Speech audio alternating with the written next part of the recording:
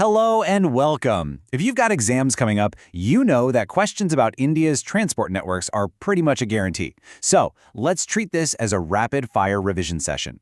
I'm going to throw some of the most common questions your way, just like you'd see on the test, and we'll break down the answers together. Ready to see what you know? Let's get started. So here's our game plan for today. We'll kick things off with a challenge on roadways. Then we'll jump on board to review the lifeline of the nation, the Indian Railways.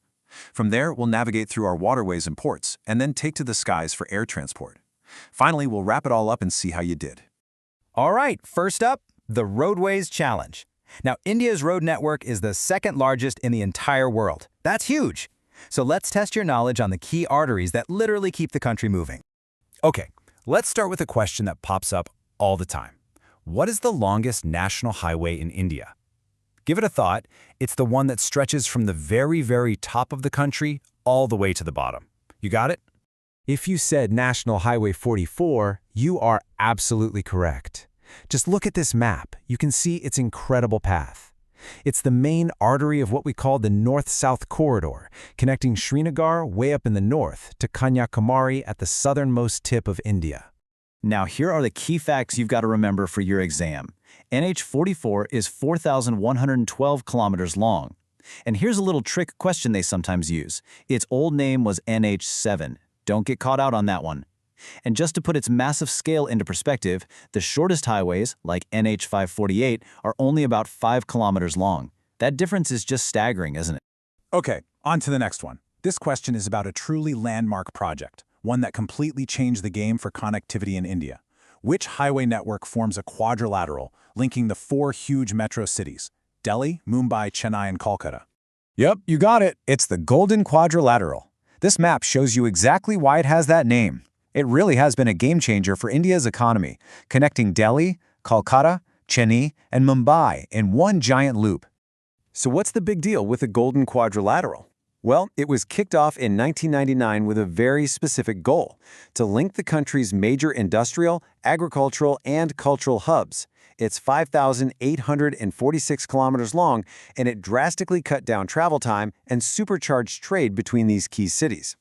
Let's switch tracks. All aboard for our Indian Railways review. We're talking about the 4th largest rail network in the world. It's truly the lifeline of India, so you can bet it's a favorite topic for examiners. Let's do a quick trip back in time. The one date you absolutely have to remember is 1853. That's when the first passenger train ever ran from Mumbai to Thane. Then, after independence, we see this huge push with key manufacturing centers being set up, like the Chittaranjan Locomotive Works and the Integral Coach Factory. These were crucial for expanding the railways into the global giant we know today. Time for your next question. So imagine you wanted to go on the longest possible train journey in India, purely by distance. Which route would you be booking a ticket for? The correct answer is the Vivek Express. It travels all the way from Dibrugarh in Assam down to Kanyakumari. But hey, that's not the only record Indian Railways holds. Pay close attention here because these are all potential questions. The world's longest platform, that's now at Hubballi in Karnataka. The world's highest rail bridge, the Chenab Bridge, and India's longest railroad bridge is the Bogibeel Bridge. Each one of these is just an incredible feat of engineering. All right, time for a detail-oriented question. The entire railway network is split into 17 zones. Now look, you probably don't need to memorize this whole chart, but knowing a few of the key headquarters is a very smart move. For instance, a common one they ask about is the Northeastern Railway. Can you spot it? Yep, its headquarters is in Gorakhpur. Just being familiar with this table could be a real lifesaver on an exam. Okay, let's change course and talk about waterways and ports. This is a super important area because something like 90% of India's trade by volume moves by sea. So yeah, understanding our waterways and ports is absolutely essential. First question on this topic. India's most important inland waterway is officially called National Waterway 1. Any idea which major river it's on? You got it, it's the Ganga. This map shows it perfectly. National Waterway 1 stretches an incredible 1,620 kilometers, all the way from Prayagraj down to Haldia.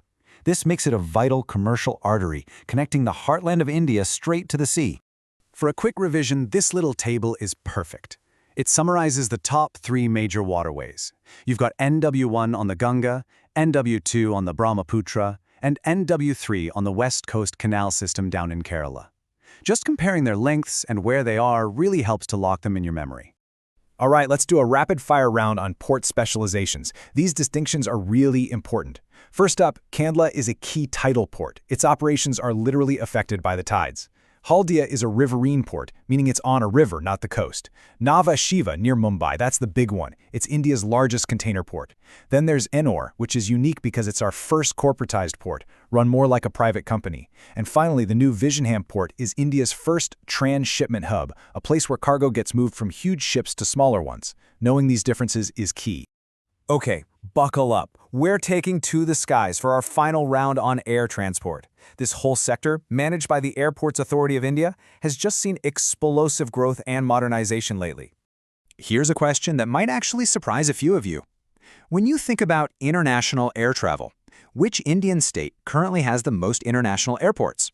And the answer is Uttar Pradesh. Now, this is a really crucial update. For many, many years, the answer to this was Kerala, and it's still a very strong number too. But because of all the recent airport development, Uttar Pradesh has actually moved into the top spot. So please make sure your knowledge is current on this one. And finally, let's quickly clear up two terms you absolutely have to know: greenfield and brownfield. It's pretty simple, actually. A greenfield airport is built completely from scratch on empty, green land. A brownfield project, on the other hand, is all about upgrading or expanding an airport that already exists. And that's it. That brings us to the end of our little quiz. So, let's take a quick moment to go over the most important takeaways from our journey across India's transport networks. We've covered a ton of ground today, right? From the incredible length of NH44 to record-breaking bridges and specialized ports.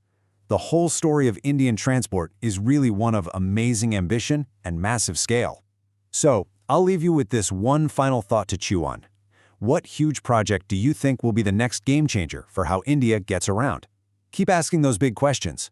Best of luck with your exams, and thanks for joining me for this explainer.